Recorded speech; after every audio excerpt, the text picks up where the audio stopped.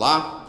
E como parte dessa proposta, né, que a gente já colocou aqui, de dar um reforço na pauta do Com a Palavra, tem também aí a proposta de, sempre que possível, a gente trazer mais de uma edição por semana. O Com a Palavra é um programa semanal, mas diante dessa conjuntura, né, estamos em ano eleitoral agora, às vésperas de uma eleição, a gente tinha mais sim que cumprir com essa obrigação, sobretudo para com você. Temos o prazer de receber aqui hoje, nesta edição do Com a Palavra, aqui do Acta, um vereador de segundo mandato, líder do governo na Câmara Municipal de Maceió e segundo secretário da mesa diretora da Câmara de Vereadores e aí pretendente a uma vaga de deputado federal.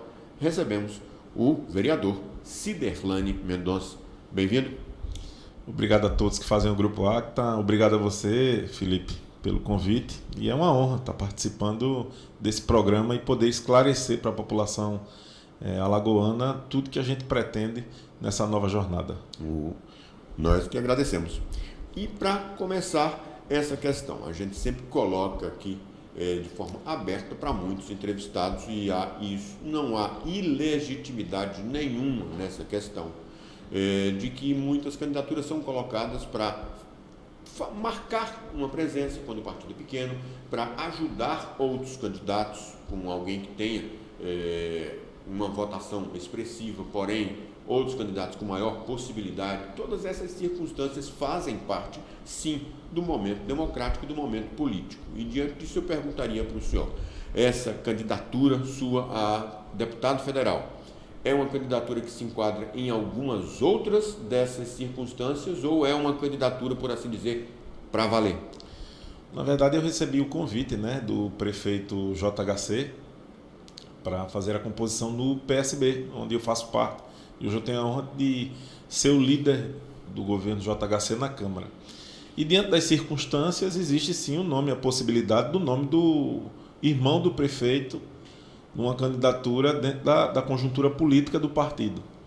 E em 2016 eu tive uma experiência parecida, onde muitos não acreditavam que nós poderíamos chegar ao Legislativo Municipal. E da mesma forma, isso acontece agora nessa eleição. Fez um partido dentro de uma conjuntura acreditando que o irmão do prefeito poderia ser eleito, mas a gente tem um mandato, a gente tem atividades em 4 anos e, como eu digo para a minha equipe, a gente vai para cima. Nós não vamos dar brecha para que isso aconteça em uma vitória simples por parte do Dr. JAC, que é o irmão do prefeito, e a gente vai sim para uma composição para levar essa e para ganhar a eleição. De início, então, seria aquela coisa de ajudar essa outra candidatura, mas o senhor tem vistas de tentar chegar lá. Exatamente, uma formação de uma composição onde pensa, na verdade todos os partidos fazem isso. Monta-se o partido para eleger um determinado candidato. E como eu não tenho partido e o partido não me pertence, foi assim em todas as outras. Fez uma formação para eleger um determinado candidato e a gente foi lá e conseguiu o espaço. Então, dessa vez será da mesma forma, porém, como a gente tem uma experiência já política e já estamos aí há 6 anos à frente, coordenando outros projetos antes de ser vereador, eu acho que tenho certeza que pode ter uma grande possibilidade de vitória. Minha equipe está animadíssima e, como eu disse, nós vamos para cima. Sucesso. O senhor teve na última eleição 4.809 votos, né? Obviamente que isso é uma eleição, a última foi uma eleição de âmbito municipal, essa é uma eleição de âmbito geral e para a Câmara há necessidade de uma quantidade maior. Isso está sendo projetado e como é que está sendo equacionada essa questão da quantidade de votos necessária? Na verdade são eleições diferentes, né, Felipe? Na eleição para vereador a gente pode ter uma perspectiva de que nós tínhamos 400 mil eleitores para 600 candidatos. Isso porque em Maceió nós tínhamos mais ou menos essa média aí. Quando trata-se de deputado federal, nós temos uma média de 1.800.000 eleitores. Que é o eleitorado de todo o estado, visando aí umas 100 candidatos a deputados federais para 9 vagas. Então, está dentro dessa média, então há uma sobra de voto. É muito mais fácil pedir voto para deputado federal que para vereador. Porque para vereador, por exemplo, no Benedito Bentes, que é o meu reduto, nós tínhamos basicamente 50 candidatos dentro de uma comunidade pleiteando aqueles votos. Hoje, dentro do Benedito Bentes, eu sou o único candidato a deputado federal. Existem outros candidatos a estaduais, mas eu sou o único candidato a federal disputando 65 mil eleitores dentro daquela comunidade. Então fica muito mais fácil pedir o voto para mim, devido a não ter outros candidatos diferentes de vereador, que é o vizinho que é candidato, é o primo que é candidato, é o parente que é candidato. Então a gente tem muito candidato para vereador e aí a disputa é mais difícil, para deputado é mais fácil. E a propósito dessa circunstância, a gente com alguém próximo, conversando com pessoas assim na última eleição para vereador, a pessoa relatou que chegava muito aquela situação, você estava fazendo uma panfletagenzinha na rua e ia entregar um panfleto para alguém e a pessoa dizia, não, eu também sou candidato. Acabava deparando com outro vereador.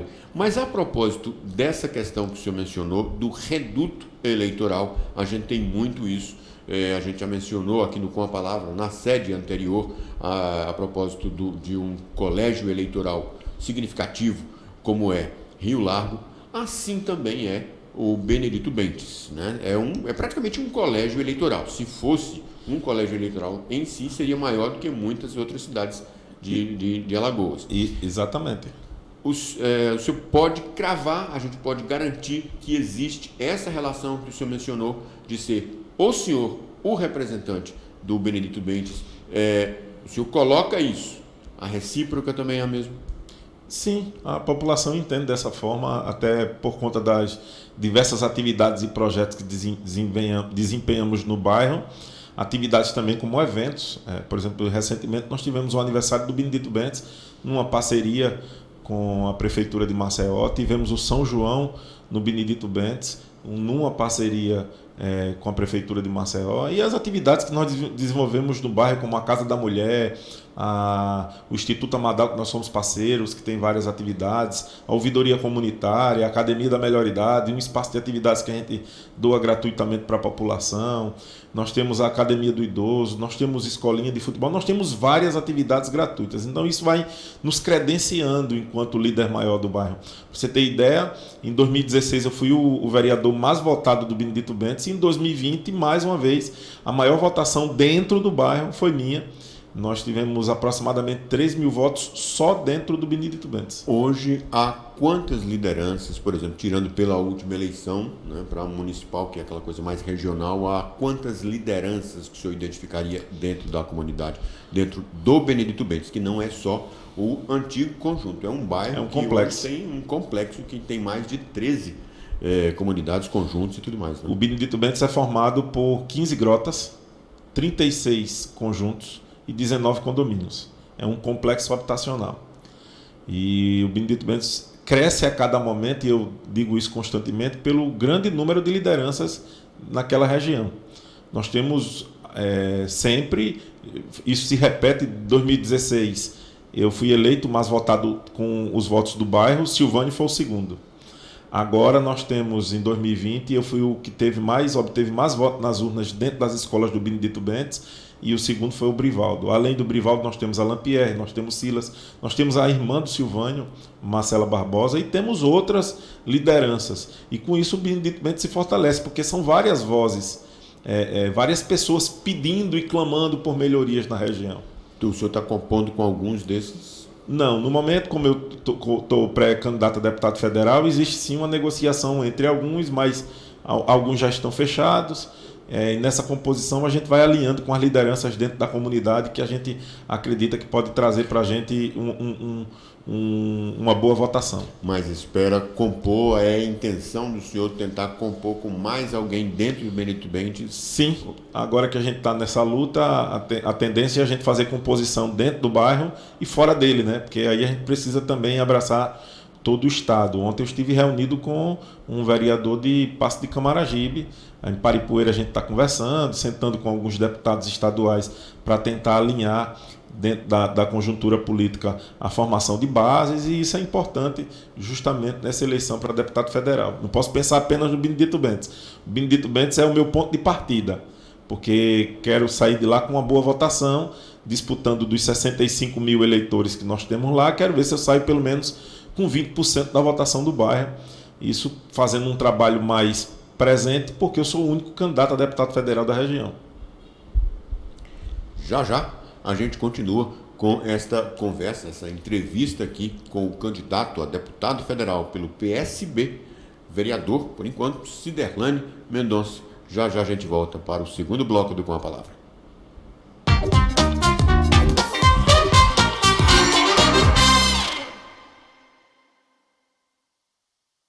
Neste Braskem Explica, vamos falar sobre como a rede de monitoramento do solo nos bairros está sendo completada. 46 novos DGPS estão sendo instalados na rede que já existe no entorno dos poços de sal, nas áreas de desocupação e monitoramento e também nas áreas adjacentes, que incluem os flechais e Bom Parto.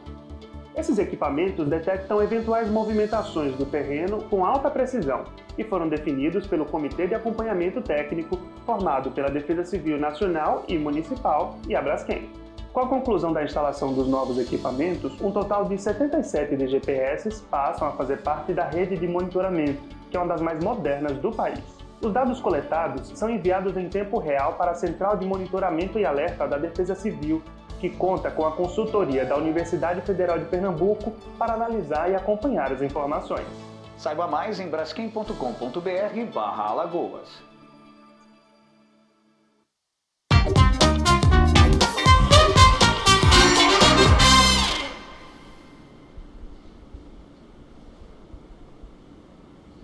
E a gente volta com este segundo bloco do Com a Palavra, que hoje tem aqui, que nesta segunda edição da semana, tem o prazer de receber o vereador por Maceió e candidato a deputado federal, Ciderlane Mendonça, do PSB. A propósito, agora no bloco anterior, o senhor mencionou outra liderança lá do bairro, e uma menção recente a ele, da sua parte, foi uma crítica pela questão de se lançar a um outro cargo eletivo. O senhor diria que não o faria, ou seja, concluiria o mandato. O que houve?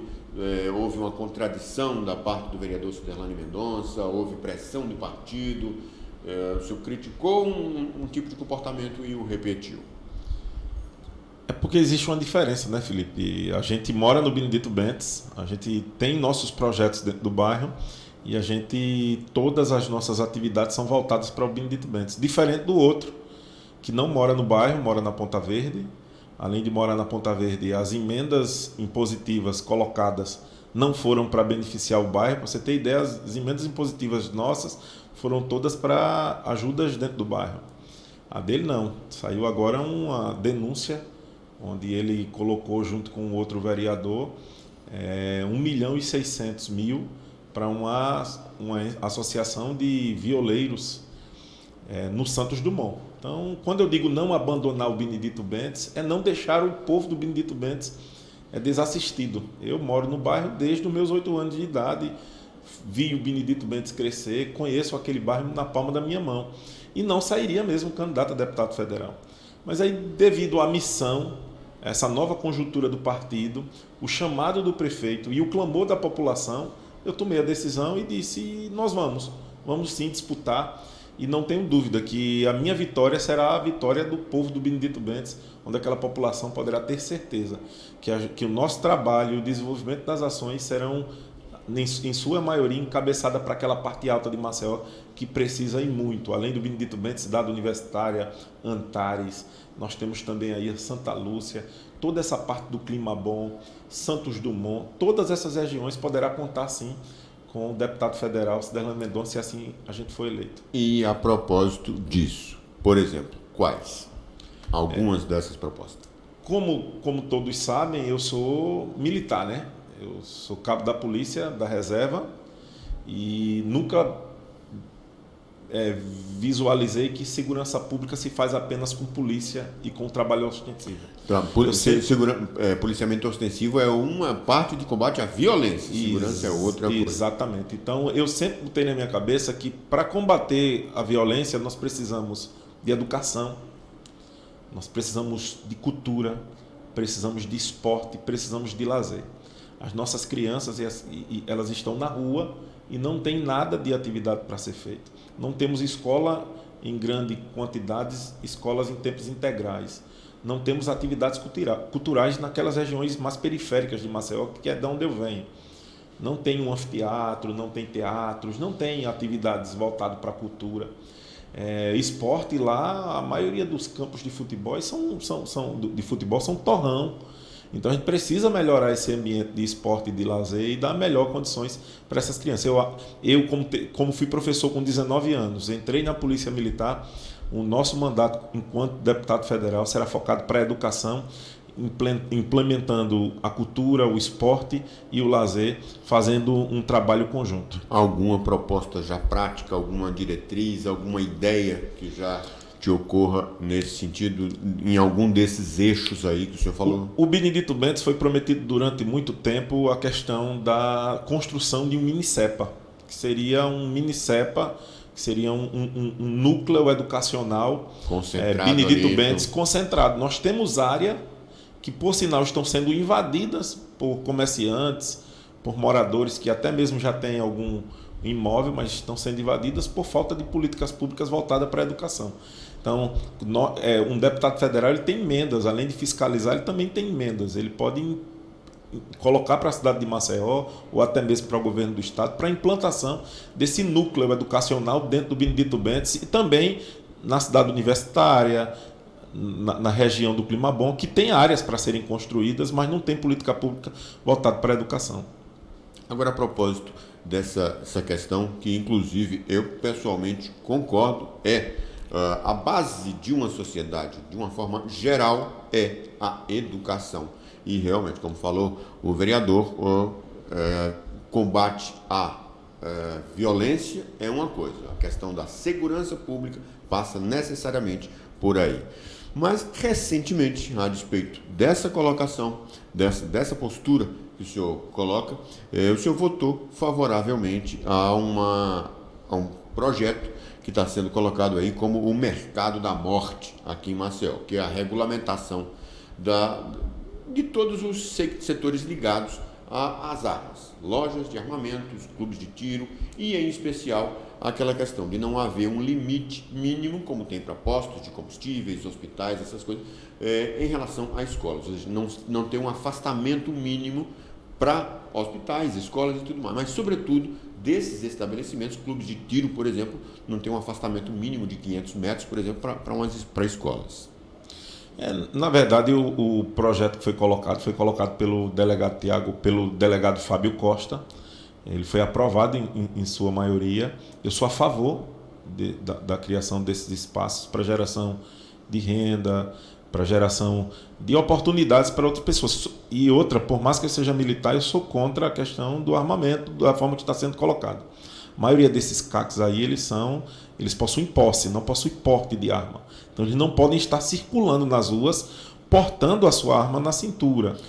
E isso está burlando, às vezes, a legislação, e eles estão usando na cintura, portando a arma, dizendo que está indo para o centro de treinamento, de tiro. Isso está acontecendo e é bom frisar que a polícia militar e até a polícia civil precisa fiscalizar isso. Só para a gente fazer um esclarecimento até legal sobre essa questão, existe a posse e o porte de arma, como o senhor esclareceu. A posse é tê-la, mas tê-la em casa, como é que é, para a gente detalhar?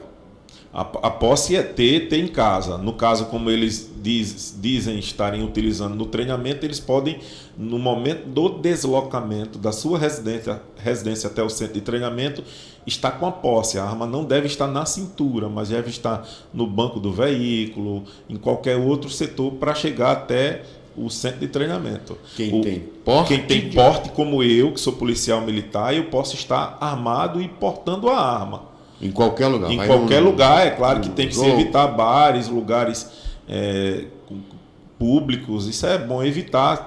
Aí aconteceu um caso em São Paulo. É bom frisar que um tenente da polícia estava dentro de um show e aconteceu aquele fato e aí acabou morrendo uma pessoa devido a um despreparo de um tenente e um oficial da Polícia Militar de São Paulo. Mas eu sou contra esse armamento desesfreado que está acontecendo. Eu acho que o povo brasileiro ainda não está preparado para portar uma arma. Você vê os Estados Unidos com tanta cultura, com uma educação de qualidade, a população sofrendo e agora pedindo desarmamento. Aí, enquanto o Brasil está indo na contramão, armando a população e tornando ela para se defender. Eu acho que quem tem que defender a população e dar mais segurança é o Estado. Perfeito. Mas ainda esmiuçando mais, detalhando mais essa questão da justificativa do seu voto para esse projeto daí. Criação de emprego, essa questão, não teria que ser mais... Eu voto porque são duas situações. Eu votei porque são duas situações diferentes. Um é o centro de treinamento, a venda das armas, e a outra é a condição dada para adquirir essas armas. Então, as condições que hoje são criadas para o cidadão adquirir a sua arma, para mim está sendo feito algumas coisinhas que eu não concordo com isso, mas em relação ao centro de treinamento e tudo foi aprovado lá na casa, não tem nada que atrapalhe nesse meu pensamento. E o que é que o município pode fazer para ser mais incisivo, mais rigoroso nessa fiscalização? A gente sabe também que sempre tem aquela diferença de prerrogativa. O que é que o município pode fazer, o que é que o Estado pode fazer, o que é que a União pode fazer? A Polícia Militar, a Secretaria de Segurança tem que fiscalizar, né? Quem está portando uma arma onde ele tem que ter a posse. Eu acho que é um primeiro passo. Outra situação que, quando se trata de fiscalização, esses centros de treinamentos tem o estampido, o barulho de tiros, eles fazem um ambiente completamente seguro, eles têm toda uma preparação, isolamento acústico. Então, eu acredito que nesse momento só a fiscalização, para ver se esse isolamento está acontecendo, se toda a segurança está sendo colocada para o cidadão que vai lá para fazer o seu treinamento. Apenas isso, momento de fiscalização por parte da segurança pública e também pela SENSC, que é a secretaria que cuida dessa parte na gestão municipal. A gente vai para mais um intervalo, para o último bloco desta edição do Com a Palavra. Já continua procurando saber mais das ideias, das propostas aqui do candidato a deputado federal pelo PSB, vereador Ciderlane Mendonça. Já.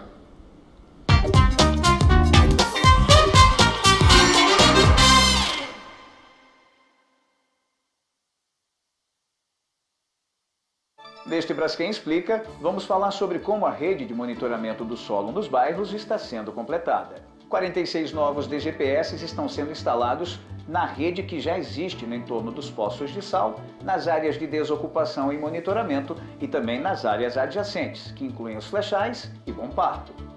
Esses equipamentos detectam eventuais movimentações do terreno com alta precisão e foram definidos pelo Comitê de Acompanhamento Técnico, formado pela Defesa Civil Nacional e Municipal e a Braskem.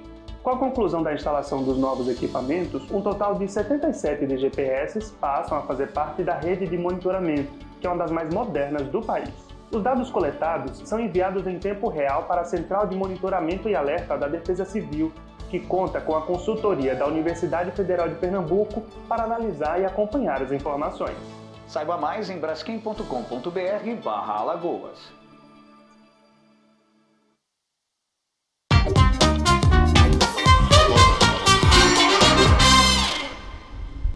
E a gente volta com este terceiro e último bloco aqui, entrevistando, tendo o prazer de receber aqui o vereador pelo PSB aqui em Maceió e candidato a deputado federal pelo partido, vereador Ciderlane Mendonça.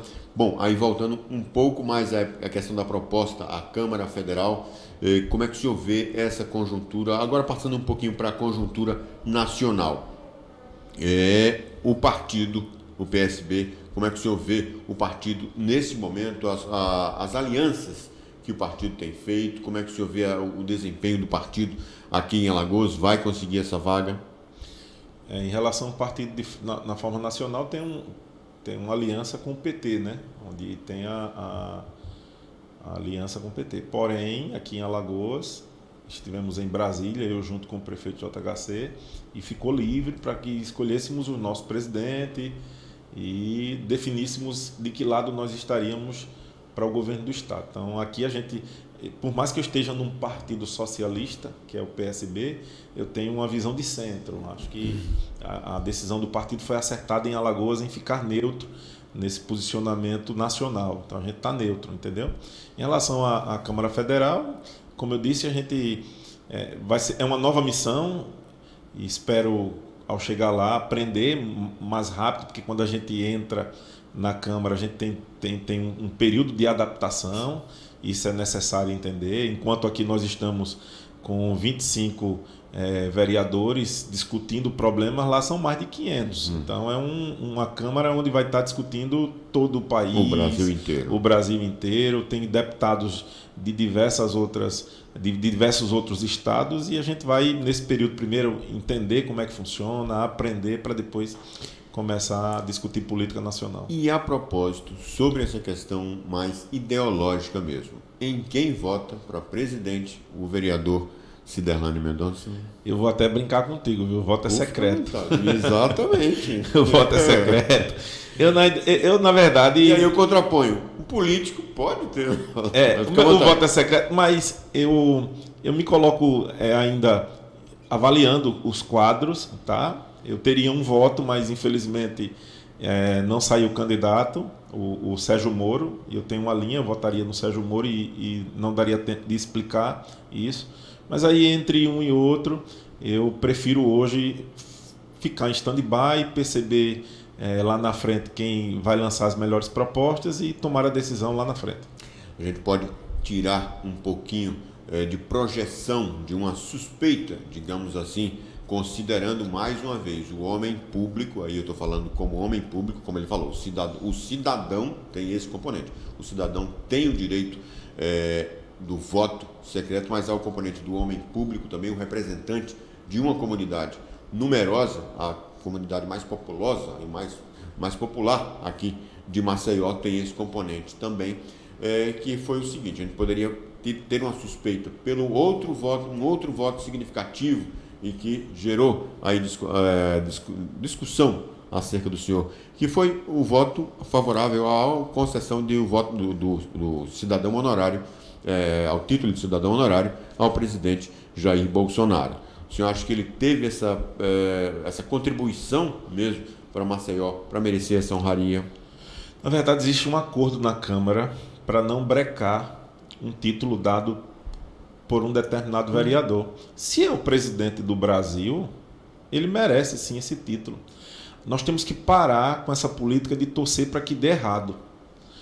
Se eu votar no Bolsonaro, eu quero que, se o presidente Lula ganhar, eu quero que o Brasil dê certo. Então, o meu presidente é o presidente Lula. Se eu votar no Lula e o Bolsonaro ganhar, eu tenho que torcer para o Brasil dar certo.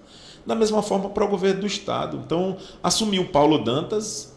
Eu, naturalmente, estava lá como pré-candidato candidato a vice-governador junto com o deputado Davi Maia. Paulo Dantas ganhou a eleição. Aí eu vou ficar contra o governo, torcer que dê errado? Não. Vamos torcer que dê certo. Alagoas merece crescer. Alagoas merece mais. Mas hoje o nosso governador é Paulo Dantas. A gente tem que torcer que dê certo. Então, da mesma forma, tem que ser o Brasil. A gente tem que torcer, independente de quem quer que seja, que dê certo. Então, o título foi dado ao presidente do Brasil e merece essa honraria, sim, seja de qualquer Câmara Municipal do país. Bem como, agora falando também no âmbito mais geral, mais estadual, o acompanhamento é ao candidato apoiado pelo prefeito, no caso, o senador Rodrigo Cunha. Exatamente. O PSB mantém a linha e nós vamos com o Rodrigo Cunha para o governo do Estado. A proximidade com Arthur Lira, na sua opinião, ela causa embaraço? É um fator que é irrelevante ou para o senhor tem alguma diferença, alguma distinção? Eu costumo avaliar que alguns políticos alagoanos, eles se reinventam, né? Se você observar, Arthur Lira se reinventou, hoje é o presidente da Câmara, um dos maiores poderes do Brasil. O senador Fernando Collor está se reinventando nas redes sociais, ao ponto de sair candidato ao governo e estar disputando de forma direta com os demais candidatos. Então, eu não vejo o senador, o deputado federal Arthur Lira, presidente da Câmara, como um embaraço, não. Eu vejo ele como um verdadeiro articulador, um cara que tem juntado forças em torno de uma candidatura e que tem demonstrado ser muito inteligente politicamente no nosso estado.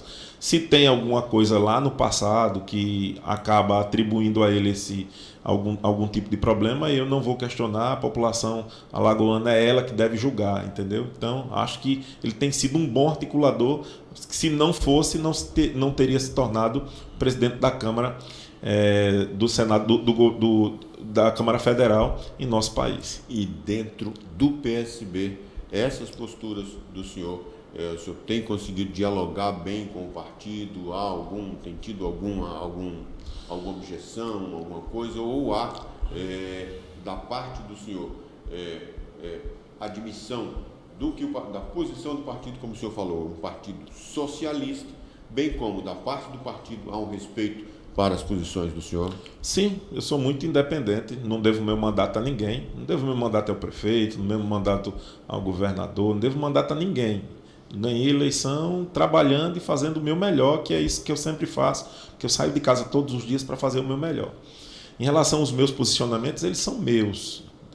O prefeito me convidou para ser candidato a deputado federal e eu topei. Se eu dissesse que não teria nenhum tipo de retaliação, até porque eu não devo meu mandato a ele. Agora, dentro de uma conjuntura política, eu identifiquei que seria uma boa oportunidade e me lancei, com o aval dele, candidato a deputado federal. Os meus pensamentos dentro do partido, por eles não serem de esquerda, nem serem de direita, serem de centro, devem ser respeitados, sim. Acho que a maioria dos candidatos, eles não escolhem a sigla apenas com ideologia. Nós hoje escolhemos a sigla pela oportunidade de nos reelegermos, dando aquela chance maior de que a gente vai sair candidato e vai ganhar a eleição naquele partido. Eu era do Patriota, um partido mais voltado para a direita do que para a esquerda, e pulei de um partido de direita para um partido de esquerda, não pela ideologia, mas pela oportunidade de me reeleger nesse partido, e por isso eu escolhi o PSB. E isso fica tranquilo para o senhor? Tranquilo. Em termos de consciência política? Tranquilo, até porque dentro do meu discurso, dentro das redes sociais ou até mesmo na Câmara, todo mundo sabe que o meu alinhamento é de centro. Eu tiro da direita o que é de melhor e tiro da esquerda o que é de melhor e faço o meu trabalho, porque na ponta quem precisa é a população. E como é que tem sido o retorno, por exemplo, desses 2 anos de mandato do senhor, a avaliação que o senhor faz de retorno para a população lá do Benedito Bentes, em especial para a população de Maceió como um todo? Felipe, a gente tem feito muita coisa. Eu tenho entregue para a população muitos projetos sociais. Eu não tenho esperado apenas do poder público fazer a sua parte. Eu tenho feito a minha também. A prefeitura vem com a parte de infraestrutura, de melhorias para a comunidade, mas eu tenho buscado fazer. Entregamos agora, fizemos o lançamento de um castramóvel. É o castramóvel mais moderno de Alagoas. Nós fizemos agora, essa semana, mais de 120 castrações de cães e gatos no Benedito Bentes, abraçando a causa animal de forma real, sem fazer promessa a ninguém, mas fazendo a diferença. Até dezembro vamos entregar um novo Instituto Amadal para a população, é uma parceria que eu tenho com essa instituição. Já existe uma unidade, vamos entregar a segunda, e no final do ano vamos entregar à população do Benedito Bentes o maior centro de atividades daquele bairro, onde nós vamos ter balé, natação para criança, hidroginástica para idosos, academia da melhor idade, crossfit, zumba, cursos de culinárias e várias outras ações. Então, tudo isso que a gente entrega à população, a gente entrega de forma real. E também, até dezembro, nós vamos estar entregando a AMA, que é a Associação Mão Amiga, que é uma nova entidade para tornar acessível a essa população mais carente, dando oportunidades como exames laboratoriais, clínicos, cursos, várias atividades, tudo de graça. Onde é que vão ser essas 2 entidades? Como é que vai ser o acesso à população? A população ela tem acesso, a gente passa a informação através das redes sociais, circula com o carro de som. O Instituto Amadal tem clínico, exame laboratorial, nós temos um centro de fisioterapia completamente gratuito, nós temos pré-natal, hiperdia, citologias, nós temos o espaço de convivência lá e várias atividades só no Instituto Amadal. Abrindo a nova unidade, também geramos novas oportunidades iguais a estas. E a AMA também.